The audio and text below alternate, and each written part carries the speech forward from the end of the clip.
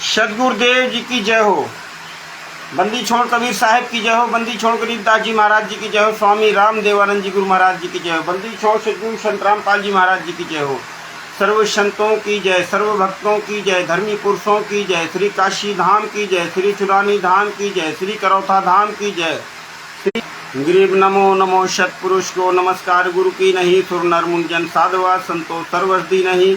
सदगुरु साहेब संत शब्दन वतन प्रणाम, आगे पीछे मद हुए तीन को जा कुर्बान नराकार निर्विषयम काल जाल भय भंजनम निर्लेपम निर्गुणम कलनुभे सुंदरम तुम तुर्की समाप्तन सकल समाना निरतल उजल हिरंबर हरदमम बेपरवाह यथा है वार पार नहीं मध्यतम गरीब जो सुमरय सिद्ध होई गणनायक गलता ना करो अनुग्रह सोई पारस पद परवाना आदि गणेश मनाऊं गणनायक देवन देवा चरण कमल लौल्याऊं आदि अंत करूं सेवा परम शक्ति संगीतम रिद्धि सिद्धि दाता सोई अवगत गुण अतीतम सत्य पुरुष निर्मोही जगदम्बा जगदीशम मंगल रूप मुरारी तन मन अर्पूसी सम भक्ति मुक्ति भंडारी सुर नर मुनि जन ध्यावै ब्रह्मा विष्णु महेशा शेष सहस मुख गावै पूजा आदि गणेशा इंद्र कुबेर शरीखा वरुण धर्म राय ध्यान मन इच्छा फल पावै 33 कोटि अधारा ध्यावै सहस 88 उतरै भौजल पारा कटी है यम की फांसी सत साहेब सदगुरुदेव की जय। महर्षि वामदेव की पावन भूमि से उत्तर प्रदेश के बांदा जिले से और बुंदेलखंड की पावन धरती से मैं राकेश कुमार वर्मा पर परम पूज्य सदगुरुदेव जी के साथ हुए षड्यंत्र का खुलासा करने के लिए इस ज्ञान अमृत षड्यंत्र कबीर नामक पुस्तक के माध्यम से अपने उन सभी भाई बहनों जो राष्ट्रीय समाज सेवा समिति तथा गुरु गद्दार फर्जी नामदान संचालकों के चुंगल में फंसे हैं और ये फर्जी नामदान संचालक भोली संगत से ज्ञान विरुद्ध मनमाना आचरण कर तथा करवा करके उनकी अनमोल भक्ति कमाई को बर्बाद करना चाहते हैं। तो भगत भाइयों, परमात्मा परम पूज्य सदगुरुदेव जी सत्संग के माध्यम से हमको बताया था कि जब तक ना देखे निज नैना तब तक न माने गुरु के बहना, यानी प्रमाण सहित जो बात कहे उसी की बात को मानना है। परमेश्वर ने जब हमको ज्ञान दिया था तो हर एक पॉइंट पर हमको प्रमाण दिखाए थे, तभी हम बरवाला चंद्र भूषण भगत जी को सत साहेब सदगुरुदेव जी की जय हो। तो भगत भाइयों, हमें परमात्मा हमारे परम पूज्य सदगुरुदेव जी ने पग पग पर कहा है कि आपको ज्ञान का सहारा लेना होगा, तब आप अपने भक्ति मार्ग में सफल होंगे। भगत भाइयों, बरवाला कांड की घटना के अंदर जिसमें 5 महिला एक बच्चे की हत्या राष्ट्रीय समाज सेवा समिति और मैनेजमेंट के गुरु गद्दारों के द्वारा की जाती है। और देखिए किस तरीके से इधर कुछ दिनों के अंदर इन्होंने परम पूज्य सदगुरुदेव जी की जो जमानत 430 में माननीय हाई कोर्ट ने मंजूर की, परम पूज्य सदगुरुदेव जी की शर्तीय जमानत भगत समाज के बीच ढिंढोरा पीटते रहे कि बहुत जल्द परम पूज्य सदगुरुदेव जी हमारे बीच होंगे, बहुत जल्द वो महापुरुष हमारे बीच होंगे। हम सबको उम्मीद लग गई कि चलो परमात्मा ने दया तो किया, 11 साल में ही सही परमेश्वर ने दया तो किया। और संगत में यहाँ तक कह दिया कि धानाना आश्रम में परम पूज्य सदगुरुदेव जी आ गए हैं और 6, 7, 8 सितंबर को भोली संगत को बुला लिया वहाँ लाखों लोगों को कि सदगुरुदेव जी आशीर्वाद देंगे। अब बेचारी भोली संगत अपने परमात्मा के लिए कहते हैं ना, परमात्मा पाने के लिए परमात्मा परम पूज्य सदगुरुदेव जी बताते कि लोगों ने तो अपने शरीर गला दिए और उस परम पिता के दर्शन के लिए, अपने परम पूज्य सदगुरुदेव जी के लिए दर्शन के लिए हमारे फिर भी भगत भाइयों, क्या आपको दर्शन हुआ? आप कहते हो ना आंदोलनकारी भगत भ्रमित करते हैं, जो इस पुस्तक का सोशल मीडिया के अंदर प्रचार करते हैं ज्ञान अमृत षड्यंत्र कबीर का। आज आप समझिए कि किस तरीके से गुरु गद्दार राष्ट्रीय समाज सेवा समिति और मनोज मैनेजमेंट के गद्दार कोऑर्डिनेटर और नामदान संचालक आपको किस तरीके गुमराह करके आपका देह दान खून दान करवा रहे हैं और संगत जमानत के नाम पर गुरु जी के आने के नाम पर आपको वहां पुरा करके गुरु जी की कानूनी प्रक्रिया में बाधा उत्पन्न कर रहे हैं। परम पूज्य सदगुरुदेव जी ने सिद्ध कर दिया जो संगत कह रही है कि गुरु जी लीला कर रहे हैं, तो परम पूज्य गुरुदेव जी ने तो सिद्ध कर दिया कि ना तो हम कोई लीला कर रहे हैं। परम पूज्य गुरुदेव जी कानून के द्वारा जेल के अंदर गए, कानूनी प्रक्रिया के द्वारा ही बाहर आएंगे। ये परमेश्वर ने 430/2014 का जो शर्ती जमानत मंजूर हुआ उससे सिद्ध कर दिया। अब आते हैं मेन पॉइंट पर। जो ये गुरु गद्दार कह रहे थे कि गुरु जी बहुत जल्द आने वाले हैं, गुरु जी धनाना आश्रम में आ चुके हैं, संगत को आशीर्वाद देंगे, आशीर्वाद देने के लिए यहाँ से संगत चला गया रेला करेला। कोई प्रश्न करने वाला नहीं है कि अगर गुरु जी धनाना में आ चुके हैं तो फिर दर्शन क्यों नहीं दिया भक्तों को। भवानी गोसाई जी को सच साहिब सदगुरुदेव जी की जय। आप तो पूछो इन गुरु गद्दार राष्ट्रीय समाज सेवा समिति के लोगों से कि हिसार कोर्ट ने तीसरी बार जमानत आवेदन खारिज किया है। जिसको नहीं मालूम बताया देता है, इस पुस्तक में पढ़ लीजिएगा। 2 बार हिसार कोर्ट ने 428/2014 हिसार कोर्ट आवेदन रद्द कर चुका है। जमानत याचिका परम पूज्य गुरुदेव जी की रद्द की जा चुकी है। तो फिर इन गुरु गद्दारों ने हाई कोर्ट में क्यों नहीं एप्लीकेशन दायर किया। संगत ये सवाल करेगी इनसे, इन गुरु गद्दार राष्ट्रीय समाज सेवा समिति के गुंडों से कि नहीं करेगी। अतुल कुमार जी को सत साहेब, अतुल कुमार राजपूत जी को सत साहेब सदगुरुदेव जी की जय हो। नमस्कार, जय श्री राम। तो भगत भाइयों, आप लोग कब प्रश्न करेंगे? आप लोग कब तक मौन रहेंगे? कब तक आप मौन व्रत धारण कर रहेगी संगत ये? और कब तक इन गुरु गद्दारों के षड्यंत्र का शिकार होती रहेगी? किसी चीज़ की भी हद होती है। सर्वप्रथम आप सब भगत भाइयों से क्षमा है, क्योंकि नेटवर्क वीक होने के कारण मैं थोड़ा देर से लाइव आया, उसके लिए बहुत बहुत क्षमा है। और बहुत ही इंटरेस्टिंग चर्चा परमात्मा आप सब भगत भाइयों के बीच में करवाएंगे। भगत भाइयों, आप सबसे निवेदन है, तुच्छ दास हूँ मैं, और लाइव को ज़्यादा से ज़्यादा सपोर्ट करें। और अगर आपको अच्छा लगे चर्चा तो उसको शेयर करें, लाइक करें। भगत भाइयों, तो मैं अपनी पॉइंट पर आता हूँ कि जिस प्रकार इन गुरु गद्दारों ने कहा कि धनाना आश्रम में परम पूज्य सदगुरुदेव जी आ चुके हैं, तो सदगुरुदेव जी कहाँ चले गए? भाई सदगुरुदेव जी अगर आ चुके हैं तो संगत से क्यों नहीं मिले सदगुरुदेव जी? यह प्रश्न कोई पूछने वाला है इन गुरु गद्दारों से? कोई नहीं है। क्योंकि परम पूज्य सदगुरुदेव जी ने कहा था अपनी अमरवाणी में, परमात्मा ने बताया था कि मैं रोवत हूँ सृष्टि को, असृष्टि रोवत मोए, अकहे कबीर या वियोग दूरी को, समझ न सकता कोई। परमात्मा कहते हैं अपनी अमरवाणी में कि ये मेरी खोज कर रहे हैं, मुझे प्राप्त करने का प्रयत्न कर रहे हैं। कर भक्ति मार्ग में चाहे वो जो कुछ भी रहा हो, जैसा भी उसको गुरु मिला, जैसा भी उसको भक्ति का रास्ता मिला, लेकिन उसका मूल उद्देश्य है मैं परमात्मा पाऊँ, मेरा कल्याण हो। और हमें वो परमात्मा मिला, इसमें कोई शक नहीं। हमें वो तत्व ज्ञान मिला, हमें वो तत्व ज्ञान मिला जिसके लिए परमेश्वर परम पूज्य गुरुदेव जी ने बताया था कि ऋषि मुनि अपना शरीर गला करके चले गए, उनको वो तत्वदर्शी संत नहीं मिला, और उनको वो अमर अनमोल मंत्र नहीं मिला, वो उनको वो अनमोल ज्ञान नहीं मिला। लेकिन हम आपको परमात्मा ने दया की, हमको मिला, लेकिन काल ने इस अनमोल संगत में भी दाव लगा लिया। परमात्मा की ही संगत में काल ने दाव लगा लिया, क्योंकि ये ज्ञान का मार्ग है। भगत भाइयों, ये ज्ञान का मार्ग है, ये मनमाना आचरण करने का मार्ग नहीं है। हम जन्म जन्मांतर से इसीलिए मार खा रहे हैं। किस लिए मार खा रहे हैं? क्योंकि हम अपने परम पूज्य सदगुरुदेव जी के ज्ञान को आधार नहीं बनाते हैं, और परमात्मा वचन के बंधन में वचनबद्ध हैं। परमात्मा वचनबद्ध हैं, परमात्मा काल भगवान से वचनबद्ध हो चुके हैं कि भाई जोर जबरदस्ती नहीं करना, क्योंकि जोर जबरदस्ती का मार्ग नहीं है ये। इसलिए परमात्मा हम तुच्छ दासों को द्वारा संगत तक संदेश भिजवाना चाहते हैं कि आप कब तक इन राष्ट्रीय समाज सेवा समिति तथा फर्जी नामदान संचालकों के चुंगल में जकड़े रहेंगे? कब तक सच्चाई को नहीं स्वीकार करेंगे? अब जब 2 बार हिसार कोर्ट ने 428/2014 में, इसके पहले ये तीसरी बार खारिज हुआ है भगत भाइयों, ये तीसरी बार आवेदन खारिज हुआ है। आपको इस पुस्तक के अंदर ले चलूंगा 137 नंबर पन्ने पर, जिससे सिद्ध हो जाएगा कि तीसरी बार आवेदन खारिज हुआ है। ये बेल एप्लीकेशन तीसरी बार खारिज हुआ है। तो भगत भाइयों, तीसरी बार आवेदन खारिज हुआ है, तो ये बार बार हिसार कोर्ट में आवेदन, इनको क्या जरूरत थी दायर करने की? अब ये कह रहे हैं हम हाई कोर्ट में जाएंगे। 2 बार इसके पहले भी अब बेल एप्लीकेशन 428/2014 में रद्द हो चुका है और तीसरी बार हिसार कोर्ट ने रद्द कर दिया क्योंकि ये ज़्यादा से ज़्यादा समय बर्बाद करना चाहते हैं और कभी भी सदगुरुदेव जी के बाहर नहीं आते देखना चाहते। मूल बात यह है और यह संगत को कब समझ में आएगा परमात्मा जाने।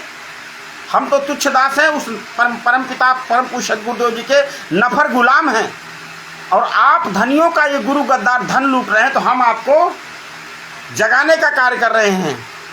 आज वो चौकीदार जानिएगा जो रात में शहरों में चौकीदारी करता है, तो हम सबको परमात्मा के दया से हम तुच्छ दास हैं, आप सब धनियों को जगा रहे हैं कि गुरु गद्दारों के षड्यंत्र को गहराई से समझिए। परमात्मा ने हमको बताया था कि देसी घी और जो मिलावटी घी होता है वो देखने में एक जैसा होता है, बोरी नमक की हो या शक्कर की हो, पिसी अगर है तो देखने में एक जैसी है, लेकिन वो टेस्ट करने में पता चलता है कि कौन सी नमक की बोरी है, कौन सी शक्कर की बोरी है। तो भगत भाइयों, परम पूज्य सदगुरुदेव जी के ज्ञान का सहारा लेकर के ये चाहे पवन कुमार यादव हो, चाहे राष्ट्रीय समाज सेवा समिति के गुंडे हो, चाहे संजय राय हो, ये कोई भी नहीं चाहता कि परम पूज्य सदगुरुदेव जी की जमानत हो, क्योंकि अगर परम पूज्य सदगुरुदेव जी की जमानत हो जाएगी तो इनका धंधा बंद हो जाएगा, इनकी रोजी रोटी बंद हो जाएगी, इनके सारे आश्रम बंद हो जाएंगे। क्योंकि परमात्मा कभी दोगली बात नहीं करता है। परमात्मा ने पूरी दुनिया के सामने कहा था राष्ट्रीय समाज सेवा समिति मेरी नहीं है, तो वो परमात्मा दोगली बात कैसे कर सकता है? तो फिर वो परमात्मा इन गुरु गद्दारों के हाथों में कैसे जा सकता है? परमात्मा ने पूरी दुनिया के सामने कहा था वो गुंडे मेरे नहीं थे, वो गुंडे मेरे नहीं थे, वो राष्ट्रीय समाज सेवा समिति के थे। लेकिन संगत अपने गुरु की बात नहीं मानना चाहती है। क्यों? क्योंकि वो ज्ञान का सहारा नहीं ले रही है, वो परम पूज्य सदगुरुदेव जी के सत्संगों का सहारा नहीं ले रही है। इस ज्ञान अमृत षड्यंत्र के विष नामक पुस्तक के 133 नंबर पर पढ़ लीजिएगा, ये 133 नंबर पन्ना है ज्ञान अमृत षड्यंत्र के विष नामक पुस्तक का। भगत भाइयों, आप सबसे निवेदन है, आप इस पुस्तक को जरूर मंगवाइए। इस पुस्तक को मंगवाने का मोबाइल नंबर 9931592093। इस पुस्तक को अवश्य मंगवाइए और इस पुस्तक को पढ़िए, आपके पैरों के तले की जमीन खिसक जाएगी कि ऐसा भी षड्यंत्र हो सकता है, इतना गहरा षड्यंत्र हो सकता है। अब संगत इन गुरु गद्दारों के मुंह में जूता मारे ना, जो कह रहे थे कि धनाना आश्रम में गुरु जी आ चुके हैं, बहुत जल्द गुरु जी वो महापुरुष हमारे सबके बीच होंगे। जब 2 बार माननीय हिसार कोर्ट ने एप्लीकेशन रद्द कर दिया जमानत याचिका को, तो फिर तीसरी बार हिसार में जमानत आवेदन दाखिल करने का क्या मतलब है? शिक्षित समाज है भगत भाइयों, परमात्मा ने एक एक उंगली रख करके हमको ज्ञान दिया था और आज परमात्मा बदल थोड़ी ना जाएगा। और आप आज आंख बंद करके इन गुरु गद्दारों का सहयोग कर रहे हैं। विचार कर लीजिएगा, आप विचार कर लीजिए। 11 साल से परमात्मा 11 वर्ष हो गए जेल के अंदर यातनाएं सहते आपके द्वारा, क्योंकि बेल एप्लीकेशन रद्द करने का मुख्य कारण क्या रहा? वकील साहब ने बताया था बृहस्पतिवार को आकर के कि बेल एप्लीकेशन रद्द होने का मुख्य कारण था उनके उदंड शिष्य, उनके अनुयायी जो लॉ एंड ऑर्डर को नहीं मानते। और अगर संत रामपाल जी महाराज जी की जमानत मंजूर की जाती है तो गृह युद्ध के हालात पैदा हो जाएंगे। और ये संगत का कब समझ में आएगा? राम जाने, परमात्मा जाने, परम पूज्य सदगुरुदेव जी जाने, आगे इनका भाग्य जाने कि इनका कैसा भक्ति मार्ग में कैसे इनके पुण्य हैं, कैसी भक्ति इन्होंने की है, कब इनको सच्चाई समझ में आएगी। हम तो तुच्छ दास हैं, आप तक संदेश कुत्ते हैं उस परम पिता के भौंकते रहेंगे। अब आप इसको कैसे समझते हैं ये आप जानो। भगत भाइयों, 428/2014 में कई बार इस विषय को पढ़ चुका हूं, लेकिन आज पुनः जरूरी है पढ़ना, आज पुनः जरूरी है पढ़ना, क्योंकि आपको भी समझ में। तो भगत भाइयों, कब तक इन गुरु गद्दारों के मीठी मीठी बातों में आकर के अपनी भक्ति कमाई बर्बाद करते रहेंगे? 133 नंबर पढ़ने में मैं आपको लिए चल रहा हूं कि खैर मेरा प्रसंग चल रहा था राजद्रोह संबंधित केस का विचारण संबंध में। आपको बता देना चाहता हूं कि वकील साहब कह रहे हैं कि 428/2014 संत रामपाल जी महाराज के नियमित जमानत के लिए केवल एक बार मैनेजमेंट जिला एवं सत्र न्यायाधीश हिसार कोर्ट में अर्जी नंबर सन 2016 में लगवाया था, जिसका नियमित जमानत आवेदन नंबर 00000265 है सन 2016 में। उस समय इस केस का विचार माननीय अजय पराशर न्यायाधीश हिसार द्वारा की जा रही थी। इन्होंने संत रामपाल जी महाराज जी के नियमित जमानत आवेदन को 5 सितंबर 2016 को खारिज कर दिया पहली बार। इसके बाद मैनेजमेंट ने कहीं भी, चाहे हाई कोर्ट हो या चंडीगढ़ हो या सुप्रीम कोर्ट दिल्ली हो, गुरु जी का जमानत खारिज दिनांक 5/9/2000 के खिलाफ अपील आवेदन वास्ते नियमित जमानत के लिए दाखिल नहीं किया। और दाखिल किया तीसरी बार तो कहाँ किया? हिसार कोर्ट में। जब हिसार कोर्ट ने खारिज कर दिया तो विचार कर लीजिए भगत भाई, फिर तो बड़ी अदालत में जाता है, हाई कोर्ट जाता है, फिर सुप्रीम कोर्ट जाता है। तो जब हिसार कोर्ट ने आवेदन खारिज कर दिया था तो फिर राष्ट्रीय समाज सेवा मैनेजमेंट के लोगों ने हिसार कोर्ट में पुनः अपील क्यों दायर किया? ये वकील साहब ने मुझको बताया कि जब 2-3 बार जिला सत्र न्यायाधीश आवेदन को रद्द कर देता है तो फिर हाई कोर्ट भी वही प्रक्रिया अपना लेता है। फिर हाई कोर्ट भी वही प्रक्रिया अपना लेता है, यानी कि अगर हाई कोर्ट ये जाएंगे तो वहाँ पर भी उम्मीद खारिज होने की ही ज़्यादा है। और ये यही चाहते हैं, क्योंकि संगत को बुला करके, भीड़ का जमवाड़ा दिखा करके माननीय परम पूज्य सद्गुरुदेव जी की न्यायिक प्रक्रिया को ये बिल्कुल बाधक कर देना चाहते हैं, क्योंकि ये नहीं चाहते परम पूज्य सद्गुरुदेव जी कभी भी जेल से बाहर आवें। विचार कीजिए भगत भाइयों, चोर कभी सोचेगा कि मेरी चोरी पकड़ी जावे? जो चोर होगा, जैसे पवन कुमार यादव राष्ट्रीय समाज सेवा समिति मैनेजमेंट और संजय राय वगैरह, पवन कुमार यादव को कोई भी स्टेटमेंट नहीं आया आज तक इस जमानत पे। क्या कहता है वो? गुरु जी, वो सदगुरु ऐसे थोड़ी आएगा। कैसे आएगा? अरे ये तो बता कैसे आएगा, जो दास दासियां इसकी घंटों बकवास सुनती रहती। तो भगत भाइयों विचार कीजिए, हाई कोर्ट में कह रहे हैं कि अब हम हाई कोर्ट जाएंगे। कब जाएंगे कोई अता पता नहीं है, वहाँ कितना समय लगाएंगे कोई अता पता नहीं है। 428/2014 में 400 गवाह हैं, जिसमें 126 की ही गवाही हुई है। जो संगत महाराज सीताराम महाराज जी को सत साहिब सदगुरुदेव जी की जय हो, जय श्री राम, प्रणाम। भगत भाइयों, इस तरीके से ये कानूनी दावपेच खेल करके ज़्यादा से ज़्यादा समय खींचना चाहते हैं और मनमोहक प्रदर्शनी लगा करके परम पूज्य सद्गुरुदेव जी के अनमोल गाथाओं का चित्रण करके धनाना धाम के अंदर आपको काल्पनिक गुरु पुतला राम परम पूज्य सद्गुरुदेव जी का पुतला लगा करके और आपको मूर्ख बनाना चाहते हैं। बस आप सवाल करना बंद कर दो।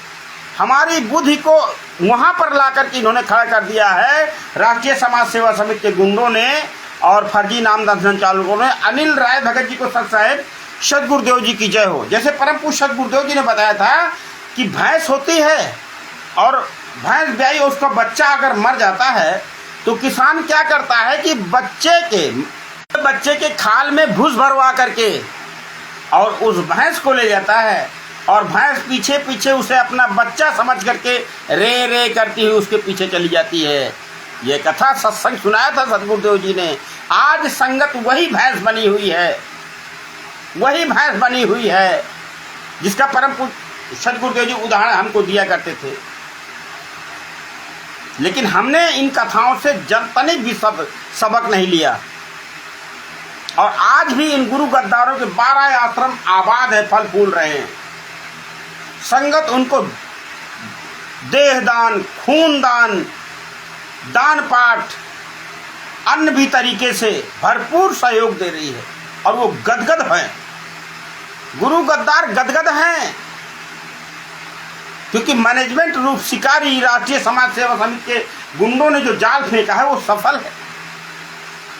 और परमात्मा सद्गुरुदेव जी कितने दुखी होंगे, विचार करिए, कभी विचार करना अगर बुद्धि काम करे तो। क्योंकि परमात्मा का तो पूरा विश्व होता है। परमात्मा ने तो अपने सत्संग के माध्यम से बताया कि मैं तो इस सृष्टि में आग लगा दूं लेकिन मुझे मेरा ही वचन याद आ जाता है। जो मैंने इस काल कसाई को वचन दे दिया है। भगत भाइयों, इच्छा रूपी खेलन आया, ताते सुख सागर नहीं पाया। हम अपनी प्रबल इच्छा से इस काल भगवान के साथ आए हैं और परम पूज्य गुरुदेव जी ने हमको सत्संग के माध्यम से बताया था, जितनी प्रबल इच्छा से हम इसके साथ आए हैं, उतनी ही प्रबल इच्छा से हमें यहाँ से जाना होगा। जब उतनी ही प्रबल इच्छा होगी हमारी कि हे परमात्मा, अब हम पर हमारा भी उद्धार करें आप परमेश्वर, लेकिन ज्ञान को आधार बनाना होगा। काल भगवान ने तो कहा था कि जो आपका वो नाम सतनाम और सार नाम आपकी मर्यादा में रह करके जाएगा, वो तो मेरे सिर में पैर रख के भगवान पार हो जाएगा, मौत को रोक नहीं सकता। तो विचार कीजिए भगत भाइयों, किसी के सर में हाथ ऐसे नहीं, सर में पैर ऐसे नहीं रखने देता। कोई भी व्यक्ति के सिर में पैर रखो आप, फिर देखना क्या हाल करता है आपको। नेटवर्क वीक हो जाता है भगत भाइयों, कोई बात नहीं, परमात्मा दया कर देते हैं। तो भगत भाइयों, हमें काल भगवान के सिर पे पैर रख के जाना है और काल भगवान आसानी से सिर में पैर रखने नहीं देगा। जइयो जोग जीत संसारा, जीव न मान कहा तुम्हारा। भगत भाइयों, जो बाणिया सुर में कह देता हूँ ना, तो एक हमारा है ना शैतान दिमाग का, वो कहता देखो कैसे सुर में गाता है। अगर मैं कह दूँ कहते देखो कैसे सुर में गाली देता है, हैं? तेरे जैसे गाली तो नहीं देता, तेरा नाम नहीं लूंगा, समझ रहा है जिसके लिए कह रहा हूं। तेरे जैसे सुर में गाली तो नहीं देता, तुझे होश में। भगत भाइयों, कुछ लोग जिनको हम गीता के अंदर बताया है कि अति आदर सत्कार करने में व्यक्ति सिर पे चढ़ जाता है, तो कुछ लोगों का बहुत सम्मान जब भक्तों ने किया तो उसको ये अहंकार हो गया कि मैं बहुत काबिल हूं, क्योंकि जो दूसरों में कमियां देखता है, तो परम पूज्य गुरुदेव जी बताते हैं कि उसके अंदर वो कमी है, इस वजह से उसको दूसरों में केवल कमी ही दिखाई देती है। तो जैसे कभी कभी हम परमात्मा की वाणियों को गा देते हैं, क्योंकि परमात्मा की वाणी है कि जहां सुर है वहीं ईश्वर है। समझ रहे हैं काबिल जी? जहां सुर है वहीं ईश्वर है। तो परम पूज्य गुरुदेव जी बताते हैं भगत भाइयों कि ज्ञान का सहारा जो लेगा उससे काल कसाई नहीं ठग पाएगा, उसे भ्रमित नहीं कर पाएगा। लेकिन हमारे ही कुछ भाई बहन एक दूसरे में एक और अपने आप को श्रेष्ठ सिद्ध करना चाहते हैं। धीरज रख, परमात्मा की दया से सत्य ही होता है। जो रात दिन वकील साहब के खिलाफ स्टिकर बना डालता है, फलाना है ठिकाना है, कितने कितने गंदे शब्द बोलता है, आप समझ रहे होंगे। लेकिन फिर भी कहते हैं ना, जिसकी जैसी वृत्ति होती है उसी वैसी ही वृत्ति के लोग समझ में आते हैं। तो खैर भगत भाइयों, हम आपसे हमारा निवेदन है कि परम पूज्य गुरुदेव जी के ज्ञान का सहारा लीजिए और इन गुरु गद्दारों से पूछिए कि जब 2 बार हिसार कोर्ट ने बेल एप्लीकेशन रद्द कर दिया तो आपने हाई कोर्ट में अपील क्यों नहीं दायर किया? हिसार कोर्ट में ही अपील क्यों दायर किया है? और आप सुप्रीम कोर्ट जाइए, हाई कोर्ट जाइए, सुप्रीम कोर्ट जाइए, हैं? खाली संगत को मूर्ख बनाना है, बस खाली संगत को मूर्ख बनाना है, संगत का खून चूसना है, संगत का देह दान और दान पाठ का पैसा लूटना है। बस बहुत जल्दी गुरुजी आने वाले हैं और संगत भी चली जाती है, विचार नहीं करती। जबकि जो शर्ती जमानत हुआ उसमें साफ साफ लिखा हुआ है कि ना तो वो भीड़ लगा सकते न भक्तों को दर्शन दे सकते, न भक्तों से मिल सकते, न कोई किसी प्रकार का सामाजिक प्रोग्राम कर सकते हैं, तो किस प्रकार की जमानत है? विचार कर लीजिए, कौन सी आज़ादी है फिर उनको? फिर कौन सी आज़ादी है? इसके बाद महेंद्र दास जी को सत साहिब सतगुरुदेव जी की जय हो। सभी भगत भाइयों को सत साहिब, जो मुझ तो चिदास को सुन रहे हैं, सभी भगत भाइयों को सत साहिब सतगुरुदेव जी की जय हो। तो भगत भाइयों, आपके कब ये समझ में आएगा कि राष्ट्रीय समाज सेवा समिति और फर्जी नामदान संचालक ही परम पूज्य सतगुरुदेव जी को बाहर आने नहीं देना चाहते हैं। 428/2014 में राष्ट्रीय समाज कि परम पूज्य सतगुरुदेव जी को 428/2014 में भी सजा हो जावे तो हमारा रास्ता साफ हो जावे। राष्ट्रीय समाज सेवा समिति का गुंडों का ये पूरा ताना बाना प्री प्लान है। और जमानत आवेदन और जमानत का वो जो शर्तीय जमानत का वो जो मंजूर होना, ये सब दिखावा है, ये सब इनकी नौटंकी है। आपके समक्ष प्रमाण सबूत है, सबूत, क्योंकि सबूत कभी झूठ नहीं बोलता। तो ज्ञान अमृत एवं षड्यंत्र का विष नामक पुस्तक, तब आपको समझ में आएगा कि इतना बड़ा षड्यंत्र तो महाभारत के अंदर नहीं हुआ जितना गहरा षड्यंत्र हमारे परम पूज्य सतगुरुदेव जी के साथ हुआ। भगत भाइयों, हमारे आपके लिए परमात्मा जेल के अंदर यातनाएं सह रहे हैं, हमारे आपके लिए। और हम आप एक बार भी इनसे नहीं पूछते हैं कि आप क्यों ऐसा जो है झूठ का पुलिंदा संगत में प्रचारित कर रहे हैं। कोई सवाल करने वाला नहीं है। हलवा पूड़ी कचौड़ी खाने के लिए तो संगत तैयार है, मगर अपने गुरु के लिए एक बार सवाल करने के लिए राष्ट्रीय समाज सेवा समिति के लोगों से तैयार नहीं है। अरे अब तो आप सवाल कीजिए कि आप तो कह रहे थे कि गुरु जी की जमानत होने वाली है, बात इससे कि गुरु जी आने वाले हैं। फिर आप जो है ये कैसे कह दिए जब गुरु जी की जमानत बाहर आए ही नहीं? फिर ऐसा झूठ क्यों आप संगत में फैला रहे हैं कि कोई पूछने वाला नहीं है? तो मत पूछो भगत भाइयों। जब शरीर छूटेगा तो सारा कुछ आईने की तरह साफ होगा, आईने की तरह साफ होगा।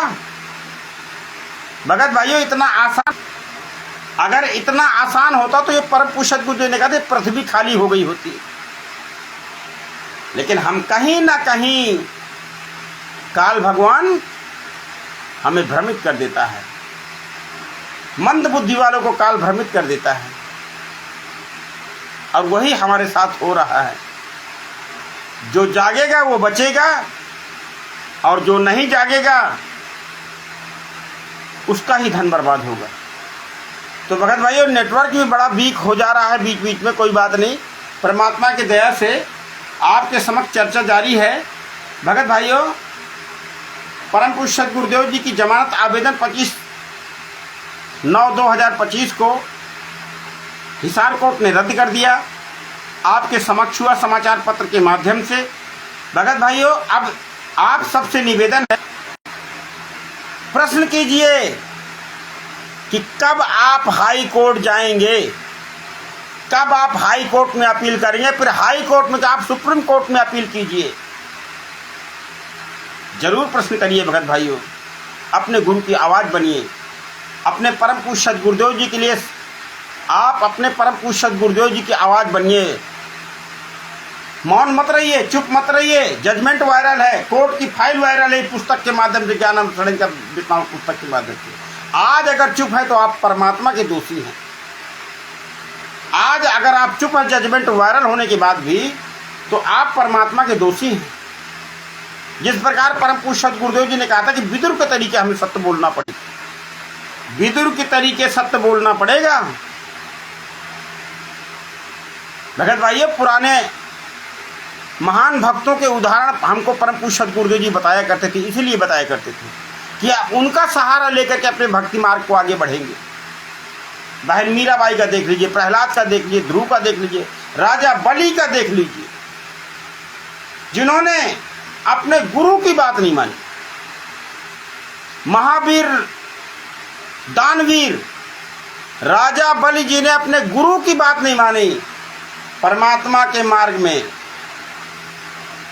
परमात्मा सिलेक्ट कर लिया, नीर खीर का निवारा कर लिया। क्योंकि राजा बलि के गुरु जी ने तो बता दिया था कि ये तो त्रिलोकीनाथ सतोगुण भगवान विष्णु जी आए हैं 52 रूप धारण करके, और आप इसको दान मत देना, आप इसकी बात को मत मानना, नहीं तो ये आपको ठग लेगा। लेकिन राजा बलि ने ज्ञान का सहारा लिया और गुरु की बात नहीं मानी। क्यों? क्योंकि परम पुरुष सद्गुरुदेव ने बताया है कि झूठे गुरु के सिर में मारो, घर से पकड़ घसीटो, इनको पीटे पाप नहीं है, इनको निश्चित पीटो। अपने गुरु की बात नहीं मानी क्योंकि उनको ज्ञान था, उन्होंने ज्ञान का सहारा लिया कि नहीं। तो भगत भाइयों, राजा बलि जी ने कहा कि जिसके लिए लोग असंख्य जन्म प्रयत्न करते हैं, जिस परमात्मा को प्राप्त वो तो मुझको सहज में मिल गया। अब मैं क्यों पीछे रहूं? मैं तो अपना ज्ञान आधार से, क्योंकि वो दानी राजा थे, उन्होंने कहा नहीं, आज वो हमारे दरवाजे आए हैं, आज वो हमारे यजमान हैं, आज वो हमारे अतिथि हैं, और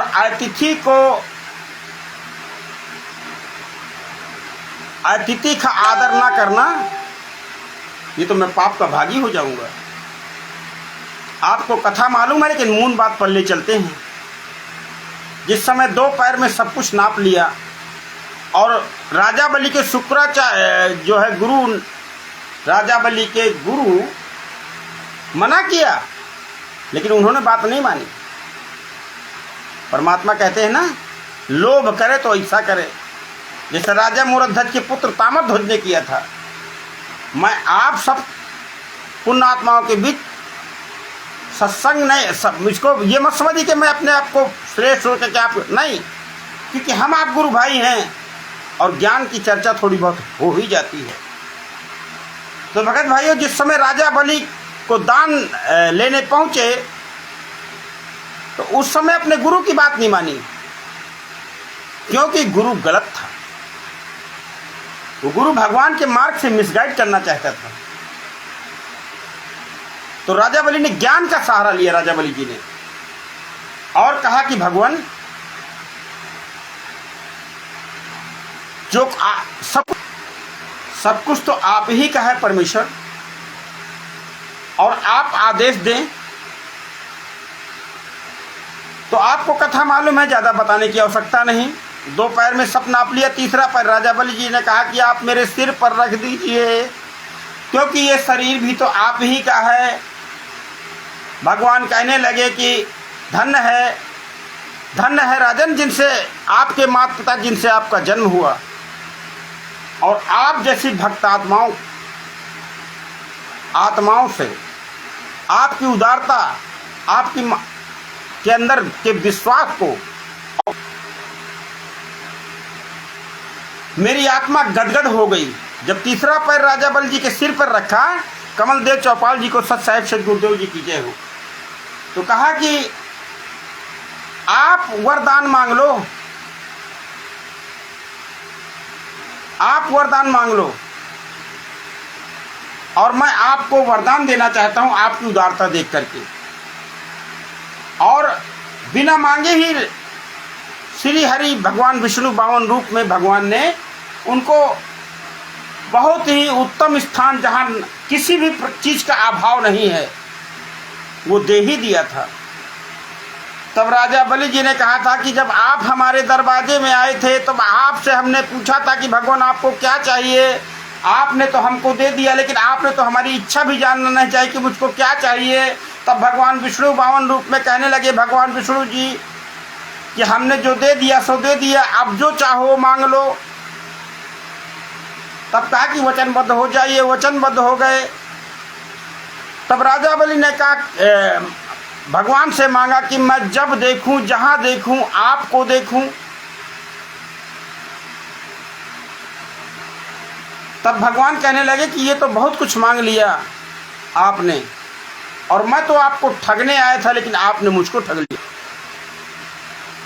तो राजा बलि जी कहने लगे कि जब आप आए थे, एक बात बताइए भगवान।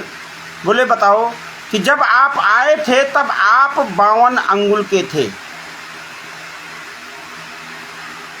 राजा बलि जी कहने लगे कि एक कपड़ा व्यापारी था, उसकी दुकान में एक व्यक्ति जाता है और कहता है कि हमारे पुरखों को समय का मीटर रखा हुआ है, क्या उस पुराने मीटर में आप कपड़ा दे दोगे? तो उस व्यापारी ने सोचा कि चलो भाई, पुराने जमाने का मीटर है, 2-4 अंगुल ज़्यादा होगा। तो उसने क्या किया कि उसको जो है जीवन वर्मा जी को, सत साहेब, जय श्री राम, क्या किया कि एक 20 मीटर लंबा लेकर बांस पहुंच गया उसकी दुकान में, क्योंकि दुकानदार ने कहते ठीक है दे देंगे, और 20 मीटर लंबे बांस से उस कपड़े को मीटर नाप के देने लगा वो। तब भगवान विष्णु जी से पूछा कि क्या वो व्यक्ति ईमानदार था? तो भगवान विष्णु जी कहने लगे 52 रूप में कि बहुत बड़ा बेईमान था, उसको तो ऐसा कदापि नहीं कहना चाहिए। तो राजा बलि जी कहने लगे तो फिर आप ईमानदार हो, फिर आप ईमानदार हो। आप जब आए थे तो आपका शरीर 52 अंगुल का था भगवान, और जब आपने नापा तो सब कुछ नाप लिया मेरा। तो हे परमेश्वर, आपकी लीला।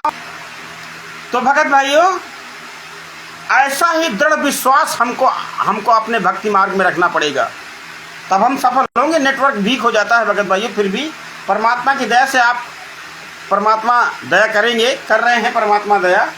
तो भगत भाइयों, ऐसा ही दृढ़ विश्वास हमको भी करना होगा, जैसे मीराबाई का रहा, जैसे मीराबाई का रहा,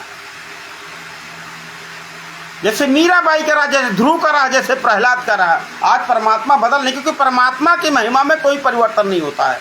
परिवर्तन तो हमारे आपके जीव की कार्यशैली में होता है, जीव की भक्ति क्रिया में होता है। परमात्मा में कोई परिवर्तन नहीं होता। परमात्मा जैसा पहले था वैसा वर्तमान में है, वैसा आगे भी है।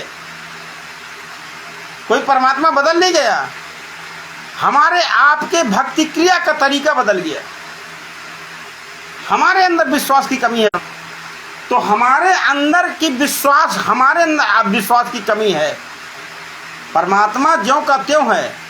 तो भगत भाइयों, एक वाणी का सहारा लेकर के परमात्मा की, और मैं अपनी बात को समाप्त करूं क्योंकि नेटवर्क बहुत वीक हो जाता है और आप लोग कितनी देर तक इंतजार करेंगे। तो भगत भाइयों,